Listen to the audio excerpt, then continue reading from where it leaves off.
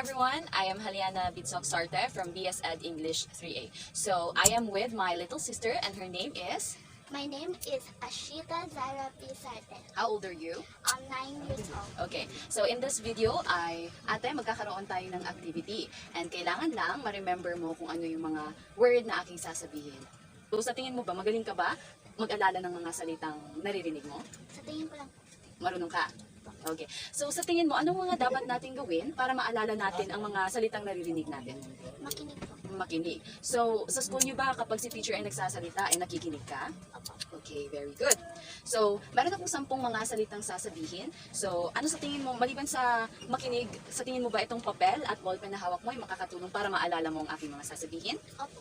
Okay, ate, sa tingin mo maliban sa pakikinig, itong hawak mo na papel at ballpen ay makakatulong ba para mas madali nating matandaan ang mga sasabihin ko? Opo. Okay, so anong gagawin mo maliban sa pakikinig? Sumulat po. Okay, susulat mo ang aking sasabihin. Sa tingin mo, ilang word kaya ang kaya mong matandaan? Meron akong 10 words na sasabihin. Sa tingin mo ba, maaalala mong lahat ng yun? Opo. Okay, very good. Ngayon, ay sisimulan ko ng sasabihin ang 10 words. Okay? Number 1, I have the word apple. Number 2 is turtle. Second word is turtle. Next, ball. The third word is ball. Fourth word is doll. Number 4 is doll. Number 5, we have the word shirt. 5 is shirt. 6, dog. 7, fish. Number 8 is house. For number 9 is nose. And for the last number, I have the word ice cream. Okay. I am done saying the 10 words. So, ngayon, Ate Sheng, can you repeat the words that I have mentioned from 1 to 10? Number 1, apple. Okay. Number 2, turtle. Number 3, ball. Number 4, doll. Number 5, shirt. Number 6, dog. Number 7, fish. Number 8, house. Number 9, nose. Number 10, ice cream.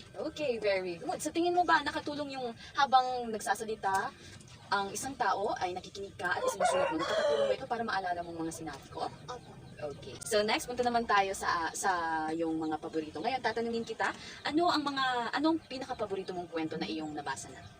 Cinderella. Cinderella. Sa Cinderella na story, sino ang bida? The Cinderella. Si Cinderella. Okay.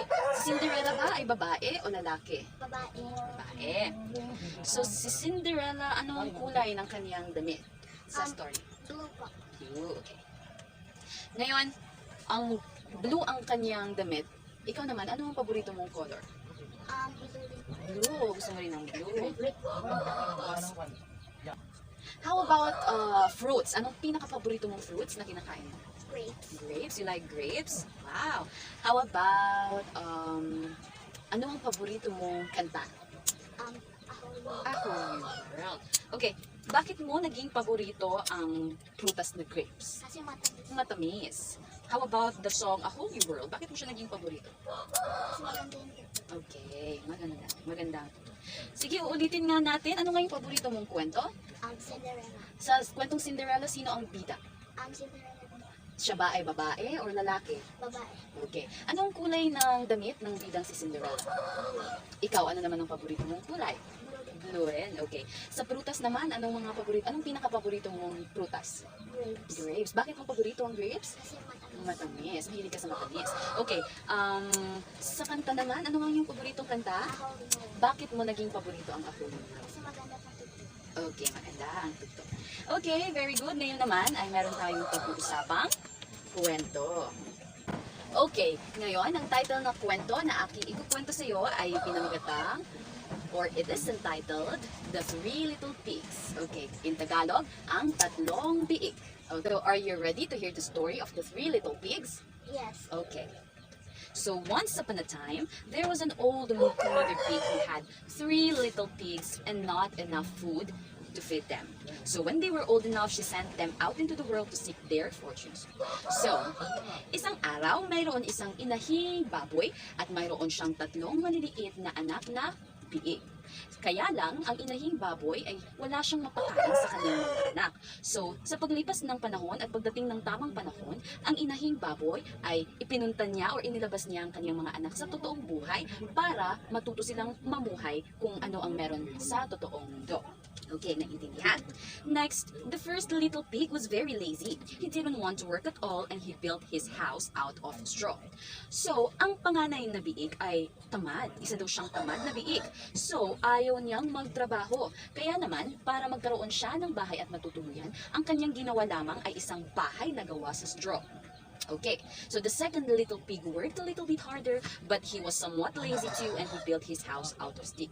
So ang sunod na biik, sa panganay na biik ay medyo ginawa niya naman ng kanyang best para makabuo siya ng bahay. Kaya lang, katulad ng panganay na biik ay tinatamad din ito. So ang kanya lang nagawa ng bahay para sa kanyang sarili ay gawa sa mga sticks. Now, let's move on the third pig. So then they sang and danced and played together the rest of the day. Pagkatapos ng panganay at sunod na biik makatayo ng kanilang mga bahay, ay nag-celebrate or sumayaw, naglaro na sila hanggang sa buong araw na iyon. Now the third little pig worked hard all day and built his house with bricks. It was a sturdy house complete with a fine fireplace and chimney. It looked like it could withstand the strongest winds. Ngayon, ang bunsong biik ay ginawa niya ang lahat at nagtrabaho siya buong araw para sa kanyang bahay. So, ang nagawa niyang bahay ay gawa sa bricks or bato. So, sa kanyang bahay ay nakagawa siya ng isang fireplace or sindihan ng apoy at isang chimenea. Okay? So, ang kanyang bahay na nabuo ay parang kayang-kaya niyang tumayo kahit na malakas man ang hangin at malakas man ang ulan. Next, okay. So, nakagawa na ang tatlong magkakapatid na biik ng kanilang bahay. Ang panganay na biik ay, ang kanyang bahay ay gawa sa straw. Ang pangalawang biik, ang kanyang bahay ay gawa sa sticks. At ang bunso naman ay gawa sa bricks or bato.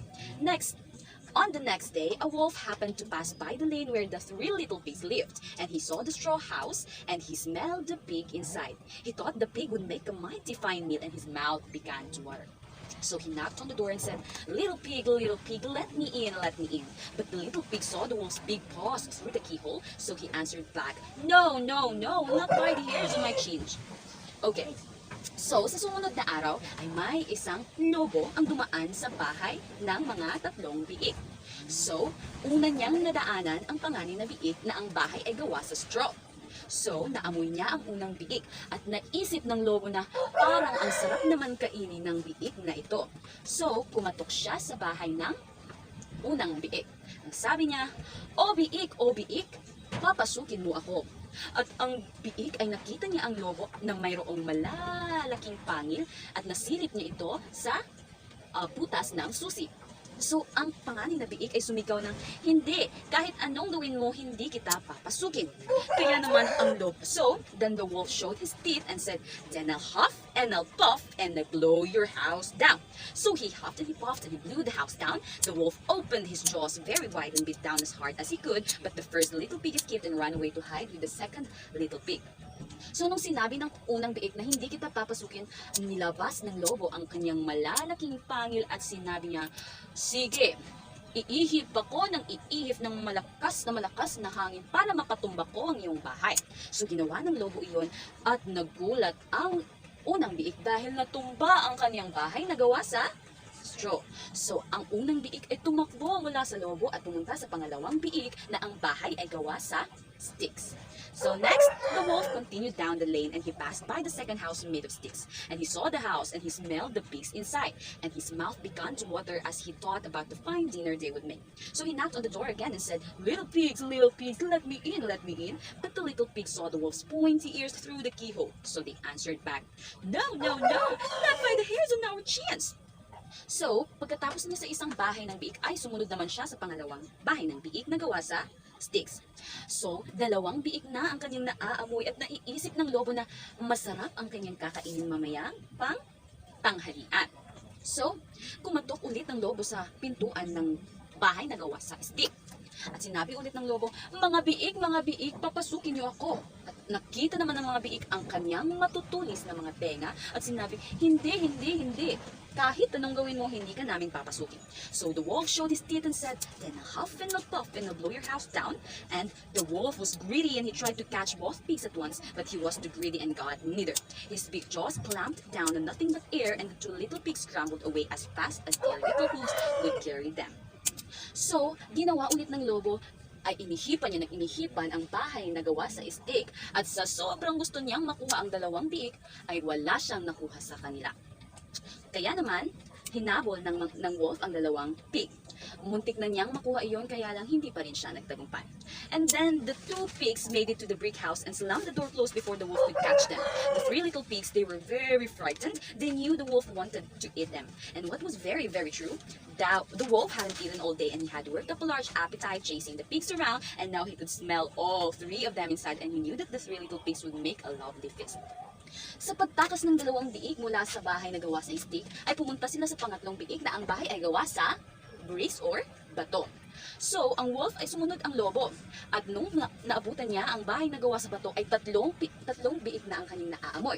Kaya naman sa sobrang gutom ng lobo dahil hindi siya nakakain buong araw at napagod siya sa paghahabol sa dalawang biig, ay naisipan niyang ang sarap-sarap at napakaganda kung ang tatlong biig ay kanyang kakainin mamaya. Now, the wolf knocked on the door and said, little pigs, let me in." But the little pigs saw the wolf's narrow eyes through the keyhole, so they answered back, "No, no, no, not by the hairs on our chinny chin chin." So the wolf showed his teeth and said, "Then I'll huff and I'll puff and I'll blow your house down." Katulad sa nauna at pangalawang biig, ay gusto ng lobo na papasukin siya, ngunit sabi ng mga biig ay hindi, kahit anong gawin mo ay hindi ka namin papasukin. So, sa pangatlong bahay ay inihipan ulit ng lobo ang bahay na gawa sa bato, okay, or bricks. So, he huffed and he puffed and he huffed, and he huffed, and he puffed, but he could not blow the house down. At last, he was so out of breath that he couldn't huff and he couldn't puff anymore, so he stopped to rest and thought a bit. So, ang lobo ay napagod sa kakaihip ng ihip pero hindi natutumba ang bahay na gawa sa bato. And the wolf thought that this was too much. The wolf danced about with rage and swore he would come down the chimney and eat up the little pigs for his supper. But while he was climbing onto the roof, the little pig made up a blazing fire and put on a big pot. But while he was climbing onto the roof, the little pig made up a blazing fire and put on a big pot full of water to boil. Then just as the wolf was coming down the chimney, the little pig pulled off the lid and plop! In fell the wolf into the scalding water. So, naisipan ng lobo na gagawin niya ang lahat para makain ng tatlong biig. Kaya naman umakyat siya sa taas ng bahay na gawa sa bato at pumasok siya sa chimenea. Kaya naman habang umaakyat siya, ay ang mga biig ay nagsindi sila ng apoy para lumabas sa chimenea. At hinila nila ang tali para mahulog ang wolf papunta sa tubig sa isang lalagyan na may tubig para doon mahulog ang wolf. So the little piggy put on the cover again, pulled the wolf up, and the three little pigs ate him for supper. So ang nangyari na naman nung nahulog ang lobo sa kumukulong tubig na gawa ng tatlong magkakapatid na biig, ay ang lobo ang naging pananghalian ng tatlong magkakapatid. Okay, so that's where the story ends. So, nagustuhan mo ba ang kwento na aking binasa? Okay. So, maliban sa binasa mo, The Three Little Pigs, mahilig ka bang magbasa ng mga kwento sa bahay at sa school niyo? Bahay. Wow. So, anong kwento na ang nabasa mo sa iyong school? Cinderella, Snow White, Three Little Pigs, tapos Wow, ang dami naman. So, sa school ninyo, marami kang pagpipilian kung anong babasahin mo. Okay. So, si teacher ba? May sinabi ba si teacher na kung paano niya matatandaan ng isang kwento? Anong sabi niya para matandaan natin ang isang kwento? Makinig talaga. Pag nagbabasa at may nagbabasa ng? Okay. So, yung sinabi ni teacher na makinig ka at pwede kang sumulat habang may kwento kang naririnig, nakakatulong ba ito para maalala mo ang isang kwento? Okay. Ngayon, nakwento ko na ang kwento ng tatlong biik or the Three Little Pigs. Ngayon, gusto kong ikaw naman ang magkwento sa akin ng The Three Little Pigs. Okay, ngayon, ate, pwede mo bang ikwento ulit kung anong mga pangyayari sa kwentong The Three Little Pigs?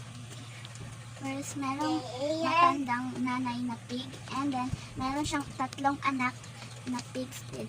Tapos, gumawa sila ng sarili-sarili nilang bahay, and then yung panganay na pig, meron siyang bahay na gawa sa slow. And then, ang second na biik, meron siyang stick na bahay. And then, yung third naman na pig, meron siyang bahay na gawa sa bricks. And then, meron silang nakita na wolf. And then, ginawa ng wolf, gusto niyang kainin yung pig na first, yung panganay. And then, ginawa niya, nagkatok siya, sinasabi niya na papasukin daw siya. And then, sabi naman ng pigs na panganay, sabi niya ayaw niya daw kasi ayaw niya din siya kainin siya. And then, naguyok ng malakas yung wolf para makain na yung pig. And then, nasira na yung straw na bahay. And then, tumakbo na yung panganay na pig doon sa pangalawang pig. And then, pumunta na din doon yung wolf sa pangalawa. And then, dalawa na yung naamoy ng wolf na pig. And then, ginuyupan niya ulit yung at saka kumatak muna siya. Tapos, sabi naman ng mga pig, ayaw niyang papasukin yung wolf. And then, nagkuyot na ng malakas yung wolf. And then, bigla nasira yung stick na bahay. And then, nagpunta na yung dalawang pig sa brick na bahay. And then, nagpunta na sila doon. And then, sumunod yung wolf dun sa last na bahay. And then, pumatok siya ulit and sabi niya papasukin daw siya. And then, sabi naman ng mga pigs, ayaw nila. And then, naguyup ulit yung wolf. And then, hindi niya na ano. Tapos, nag-blow siya ulit ng malakas, hanggang nawalan siya ng hininga. At bigla siyang nahimatay. And then, kala ng mga pigs patay na, kaya pala nabuhay pa yung wolf. And then, umakyat na sa taas yung wolf. And then, pumunta sa chimenea. And then, narinig ng mga pigs na umakyat siya. And then, bigla siyang kumuha ng mga apoy at tubig. Tapos, kinuha nila yung tali para makana yung wolf. And then, bigla na nahulog yung wolf at namatay. At yun, yung wolf ang naging patanghalian. Wow! Talaga namang nakinig ka at ginawa mo yung mga dapat gawin para matandaan kung ano nga ba ang pangyayari sa isang storya. High five tayo, ate. Thank you so much sa pag-share ng kwento. Bye!